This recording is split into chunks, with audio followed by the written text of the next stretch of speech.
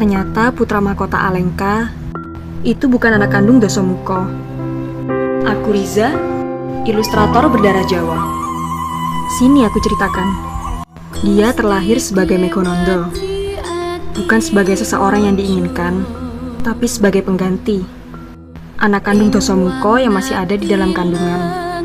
Anak itu berjenis kelamin perempuan, dengan keyakinan Dasamuka kalau cinta pertamanya, Dewi Widawati, akan menitis pada anak perempuannya. Sebab kekhawatiran inilah, Meghananda diciptakan sebagai pengganti. Dasamuka memang kecewa, tapi akhirnya dia mengakui Meghananda sebagai anaknya. Telah mengetahui kesaktiannya tak main-main. Bahkan dia mampu mengalahkan Bathara Indra. Sebab itu dia dinamakan Indrajit, yang artinya sang penakluk Indra. Besok mau dengar cerita apa lagi?